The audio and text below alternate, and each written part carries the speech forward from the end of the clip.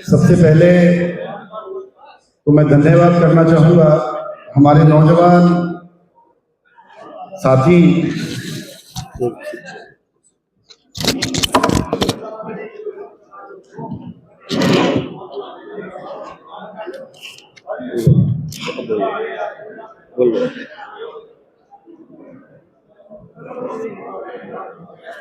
Modi Chaudhary chairman Chaudhary साहब का स्वास्थ्य बहुत खराब है। प्रज्ञान महासन के अनुरोध पर उसके बावजूद भी वहाँ के कार्यक्रम में पहुंचे, तो आप सभी के अनुमति से चौधरी प्रसाद जी आप प्रसार करना चाहते हैं, अनुमति दे दीजिए। चौधरी प्रसाद प्लीज। मुझे सुन के साथ कोई ना जाए। चाचा जी मुझे सुन के चले जाते जी, मुझे सुन के चले जाते। धन्यवाद चौधरी साहब, धन्यवाद धन्यवाद जी।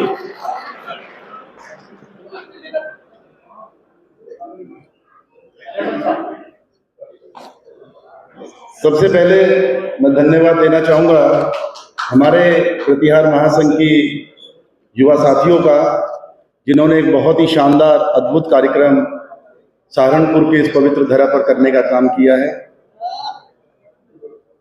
काफ़ी समय के बाद देखने को मिला कि गुर्जर समाज, चाहे वो किसी भी दल में है, सब आज एक मंच पर उपस्थित हैं और सब पूरी तरह से अपने समाज के लिए समर्पित होकर उस पर चिंतन करने के लिए यहाँ पर एकत्रित हुए। इसके लिए मैं सभी का बहुत बहुत आभार करता हूँ। आज के इस कार्यक्रम की अध्यक्षता कर रहे जो गुर्जर समाज में करण के नाम से जाने जाते हैं, ऐसे हमारे बहुत ही आदरणीय सम्मानित चौधरी नेपाल सिंह कसाना जी, क्योंकि बचपन से हम सुनते आ रहे थे जब भी कभी कुछ काम हुआ, गुर्जर समाज ने कोई भी कार्य किया, तो सबसे पहले जब कभी आर्थिक स्थिति फाइनेंस मिनिस्ट्री, क्योंकि बहुत जरूरी होती है, वित्त विभाग की तरफ देखते हैं तो हम नेपाल सिंह कसाना जी की तरफ पूरा समाज देखता है। और उन्होंने हमेशा अपना सहयोग और अपना आशीर्वाद देकर समाज में सामाजिक, शैक्षिक और समाज की भलाई के लिए आर्थिक रूप से हमेशा अपनी उपस्थिति दर्ज कराई। मंच पर उपस्थित हमारे सबके आदर्श, जिन्होंने अपना पूरा जीवन, पूरा राजनीतिक जीवन समाज की सेवा में समर्पित होकर अपने आप को पूर्णतः समाज के लिए समर्पित करके अपना जीवन जीने का काम किया है, ऐसे मेरा सौभाग्य भी है कि मेरे पिता हैं, ऐसे हमारे सबके आदर्श आदरणीय चौधरी वीरेंद्र सिंह जी मंच पर उपस्थित, हमारे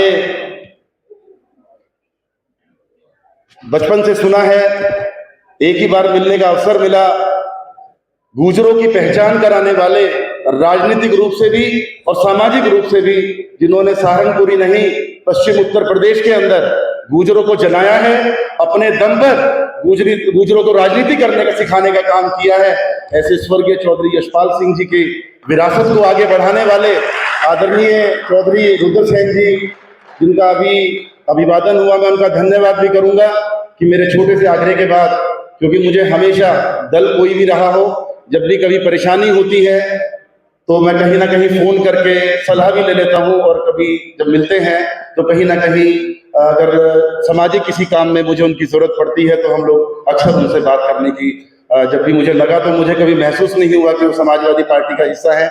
ऐसा ही लगता है कि परिवार के बड़े हैं, हमारे मुखिया हैं, तो समाज के काम में हमेशा दिशा दिखाने वाले आदरणीय रुद्र सेन जी मंच पर उपस्थित, आज के कार्यक्रम के अतिथि मेरे तो सीनियर रहे हैं, छात्र राजनीति इकट्ठे की है, मैं मेरठ मुजफ्फरनगर कॉलेज में था, तो ये छात्र संघ के अध्यक्ष थे, आज हमारी भारतीय जनता पार्टी की सरकार में मंत्री हैं, ऐसे हमारे भाई आदरणीय सुमिंदर तोमर जी मेरठ से चलकर आए। वैसे तो उम्र में मुझे बहुत छोटा बताते हैं, कहते हैं मैं छोटा हूँ, मैं बड़ा हूँ इनसे, लेकिन जब से मैंने राजनीति संभाली है तब से मुझे ऐसे कैसे ही दिखाई दे रहे हैं। हमारे भाई अतुल प्रधान जी मुझसे बड़े हैं, लेकिन अक्सर ये कहते हैं कि मैं छोटा हूँ। हमारी कैराना की सांसद छोटी बहन इकरा हसन जी, मेरे ख्याल से आज गुर्जर समाज का पार्लियामेंट में जो आवाज उठाने का काम कर रहे हैं पश्चिम उत्तर प्रदेश में, ऐसी बहन इकरा हसन जी, हमारे संघर्ष के साथी, जिनकी आवाज आप मध्य प्रदेश, राजस्थान, महाराष्ट्र और पश्चिम उत्तर प्रदेश, उत्तराखंड सभी जगह जाएंगे, हरियाणा, ऐसे हमारे भाई रविंद्र भाटी जी, मंच पर उपस्थित हमारे चेयरमैन साहब, हमारे चाचा जी राज सिंह जी, हमारे बहुत ही शालीन, बहुत ही सज्जन हमारे नकुड़ से प्रमुख आदरणीय सुभाष जी, हमारे वैसे तो गलती हुई मुझे नाम लेने में, बड़े बुजुर्ग हैं, हमारे बड़े हैं पूर्व विधायक आदरणीय चाचा जी महिपाल सिंह माजरा जी, विधायक जी चले गए, देखिए मामा जी, हमारे मामा जी चले गए, और मैं उनके पीठ पीछे भी उनके जितनी तारीफ करूं, तमाम जब भी कोई भी संकट, सुख या दुख गुर्जर समाज पे आया तो हरियाणा से चलकर यहाँ पर उपस्थिति अपनी दर्ज कराने वाले और हमेशा हर विषय पर बेबाक होकर बोलने वाले हमारे मामा जी अर्जुन सिंह जी, अभी वो नहीं है यहाँ पर, लेकिन उनको दिल से बधाई। मंच पर उपस्थित प्रमुख साहब हमारे दिनेश जी, हमारे वैसे तो रिश्ते में मैं बड़ा लगता हूँ, मेरे भांजी बिहाई है लेकिन चौधरी हैं, हमारे रिश्तेदार लगे आदरणीय चौधरी साहब। उपस्थित सम्मानित मंच, सामने बैठे हुए समाज की सरदारी, मेरे बड़े बुजुर्ग, मेरे नौजवान साथियों, बस एक बात पूछना चाहता हूँ, सहारनपुर वालों, मान सम्मान में समझौता तो नहीं है? कोई दिक्कत परेशानी हो तो बता दो। जब भी आप लोगों के मान सम्मान की बात आई हो तो मेरे ख्याल से लाइन तोड़ के आपके मान सम्मान की सुरक्षा करने के लिए सबसे पहले खड़े होने का काम किया। और मैं बधाई देता हूं हमारे यहाँ के नौजवान साथियों को, जिन्होंने अपनी हिम्मत से समय समय पर गुर्जर समाज के अस्तित्व को बचाने का काम किया। आज तमाम बातें मुझसे पूर्व वक्ताओं ने कही, मैं ज्यादा नहीं बोलूंगा, मैं समय अपने सीनियर जितने भी हमारे सब तमाम बड़े नेता बैठे हैं, आप उन्हें सुनने के लिए यहाँ पर आए हैं, लेकिन सिर्फ 2-3 दुख हैं जो अपनी पीड़ा है, उस दर्द को आप लोगों के बीच में रखना चाहता हूं। अभी मुझसे पूर्व बातें हुई, सबसे बड़ा अगर चिंतन का विषय समाज के अंदर है तो वो है जो हमारी शादियां हो रही हैं बहन बेटियों की, उसमें तलाक इतनी जल्दी क्यों हो रहे हैं, उनमें क्यों इतनी कमियां आ रही हैं, उस चीज पे विचार करने की जरूरत है। मैंने पूर्व में भी भाषण में कहा था, नरेगा में कार्यक्रम था तो मैंने नरेगा के मंच से भी कहा था, और आज यहां फिर कहता हूं, इसमें कहीं ना कहीं कमी हमारी सोच की है। पहले रिश्ते हुआ करते थे तो रिश्ते कौन लेकर आया करता था? मामा, चाचा, ताऊ, जीजा, हमारे रिश्तेदार रिश्ते लेकर आए। आज हमें रिश्तेदारों पे यकीन नहीं है। आज हम लोग सब कमर्शियल हो गए हैं। आज हम देखते हैं फॉर्च्यूनर किसके घर खड़ी है, आज हम देखते हैं बड़ी कोठी किसकी है। पहले रिश्तेदारियां जानी पहचानी हुआ करती थी, देखे वाली हुआ करती थी, आपस में रिश्ते भी उसी हिसाब से हुआ करते थे।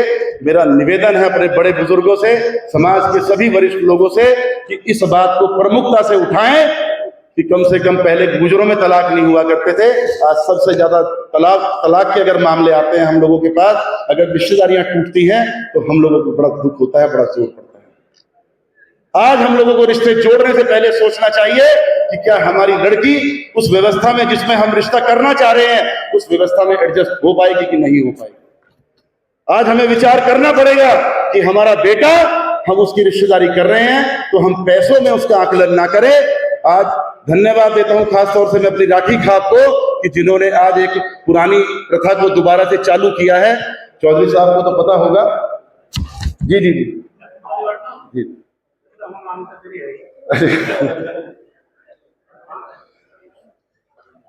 धन्यवाद चौधरी साहब।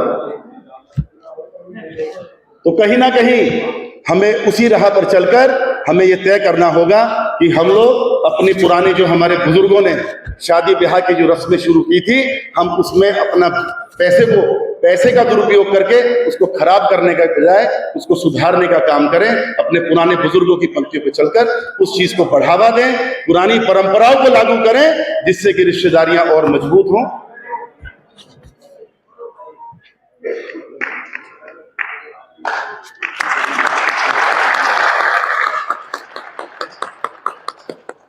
यार डिमोरलाइज ना करो। दूसरा सबसे बड़ा चिंता का विषय, खास तौर से मैं अपने सहारनपुर के नौजवान साथियों से बात करता हूं। मैं जब भी किसी कार्यक्रम में आप लोगों के बीच में आता हूं, मैं अक्सर एक बात कहता हूं, कुछ लोग कहते हैं कि पता नहीं मैं सुनाकर जाता हूं, लेकिन नहीं, मुझे दुख है, मुझे आप लोगों की चिंता है। 1000 1500 मोटरसाइकिलें देहात से रोज निकलती हैं और उनसे पूछो तुम्हें क्या काम है, कहना भाई शहर जा रहे। यही तो है। अब शहर में कौन सी मील चल रही है हमारी, क्या काम हम कर रहे हैं, उस पर कोई विचार नहीं कर रहा। देखिए, सबसे खराब स्थिति में कल शाम थे, मंच पर सभी बैठे हैं, हमारे जो चौहान थे सबसे खराब स्थिति में थे, लेकिन अपनी मेहनत के दम पर, आप लोग सब रिश्तेदार हैं, आप बताइए जब आप वहां पर जाते हैं, क्या आपने देखा है हमारे नौजवान लड़के जो हैं, कभी देखा हो शामली गए हो, कांधला गए हो, वो अपने खेतों में काम कर रहे हैं। और भाई माफ करना, जिस टाइम आप लोग सो के उठो उस टाइम हमारे वाले एक बुग्गी तुलवा के आ गए। बुरी हो सकती है, कड़वी बात है, लेकिन सच्चाई है ये, इस पे अमल करना पड़ेगा। अगर आज वो खाप आगे पहुंची है, उन लोगों ने तरक्की की है, वो लोग आज नौकरी पर है, तो वो मेहनत के दम पर हैं। हम लोग अगर खाली यही सोचेंगे कि हम राजा हैं, हमारा रजवाड़ा है, तो ये काम नहीं चलने का उससे। आज हम लड़ाई लड़ने का काम कर रहे हैं कि हमारा अस्तित्व बचाओ। आज हम संघर्ष कर रहे हैं कि आज हम अपने महापुरुषों की लड़ाई लड़ने का काम कर रहे हैं। इसकी जरूरत नहीं पड़ेगी अगर हम आज डीएम एसपी, हम अच्छी कुर्सियों पे बैठे होंगे, हमारे बच्चे जज बनेंगे, हमारे बच्चे वकील अच्छे बनेंगे, हमारे बच्चे अगर अच्छे पदों पर बैठकर सरकारी नौकरी में होंगे, तो हम लोगों को संघर्ष करने की जरूरत नहीं पड़ेगी। तो मैं निवेदन करता हूं आप लोगों से, आज खुशी होती है।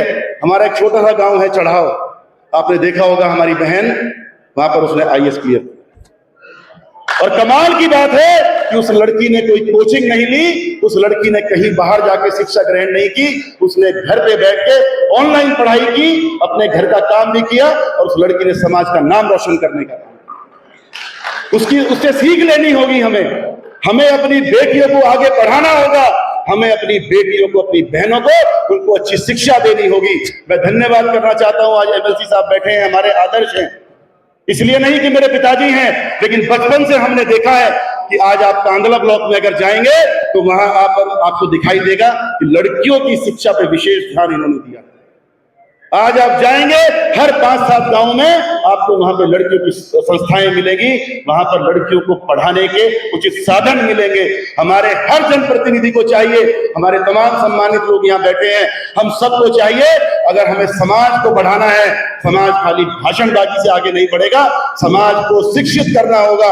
हम सब तुलना करते हैं जाट समाज से, सिर्फ तुलना ही करते हैं, अमल नहीं करते। आप सीखिए, आज से 40 साल पहले जब मैं छुट्टियों में आया करता था, तो मैंने देखा हमारे जाट समाज के लोगों को ट्रैक्टर में, आज तो गाड़ियां हैं, सबके पास साधन है, उस टाइम वो ट्रैक्टर पे उनकी ड्यूटी लगा करती थी कि मोहल्ले का एक ट्रैक्टर निकलेगा, ट्रॉली निकलेगी, जो मोहल्ले की जितनी भी लड़कियां होंगी उनको वो कॉलेज में लेकर आएंगे। जब तक वो लड़कियां शिक्षा लेंगी कॉलेज में, जब तक वो स्कूल में पढ़ेंगी, तब तक वो बेचारा ट्रैक्टर पे बैठा रहता था। आज तो मोबाइल भी है टाइम पास करने के लिए, उस टाइम ना मोबाइल हुआ करते थे, ना कोई साधन हुआ करता था कि हम अपना मनोरंजन कर लें, लेकिन वो बेचारा ट्रैक्टर पे बैठा होता था। मैंने खुद अपनी आंखों से देखा है। उसके बाद वो जब छुट्टी होती थी तो अपनी बहनों को, बच्चियों को लेकर वो वापस स्कूल जाते थे। तो ये हौसला उन लोगों के अंदर था, और उसी का नतीजा है कि आज चाहे आप शिक्षक देख लीजिए, चाहे आप पुलिस में देख लीजिए, हमारे जाट समाज की बहन बेटियां आधी परसेंटेज में है। उसके पीछे उनके समाज का त्याग, उनके समाज की सोच है। अगर किसी समाज को आगे बढ़ाना है, किसी चीज पर चिंता मत करिए, सिर्फ चिंतन करिए, हमें अपने समाज को शिक्षित बनाना है। अगर हमारा समाज शिक्षित होगा, हमें किसी से लड़ने की जरूरत नहीं है, और ना किसी और की औकात है कि हमारी समाज की तरफ नहीं उठाए। मैं निवेदन करता हूं आप लोगों से, ये बुराइयां हैं, इन बुराइयों पे चिंतन करें, इन 2 चीजों पे अमल करें, अपने समाज को शिक्षित करें। और दूसरी गुजारिश ये है कि जो रिश्तेदारियां हो रही हैं, ये रिश्तेदारियां हमें अपने कद के अनुरूप करनी चाहिए। हमें ऐसा नहीं देखना चाहिए कि जहां हमारी लड़की एडजस्ट ना कर सके, चाहे वो हमारी औकात से ऊपर हो, चाहे हमारी औकात से नीचे हो, हम अपनी बेटियों को वहां ब्याहें, रिश्तेदारियां वहां करें जहां के संबंध हमें ये लगे कि वो निभाए जा सकते हैं। इन्हीं शब्दों के, हाँ जी, हो गया जी, हो गया। इन्हीं शब्दों के साथ आदेश हो गया बॉस का कि आप चुप रहिए, तमाम बुराइयां हैं उन पे बाद में भी चर्चा हो सकती है, लेकिन एक एक बुराई पर हम लोग अमल करके धीरे धीरे सुधार करें, समाज का उसी से उद्धार होगा, इसी तरह बुराइयां खत्म होंगी। इन्हीं शब्दों के साथ आप सभी का पुनः बहुत बहुत धन्यवाद। इन्हीं शब्दों के साथ समाज के इस संगठन का बहुत बहुत धन्यवाद कि उन्होंने एक माला बनाई है जिसमें समाज के सभी लोग समाज की चिंतन करने आए हैं। इन्हीं शब्दों के साथ आप सभी का बहुत बहुत धन्यवाद। जय हिंद, जय भारत, जय गुर्जर समाज। धन्यवाद।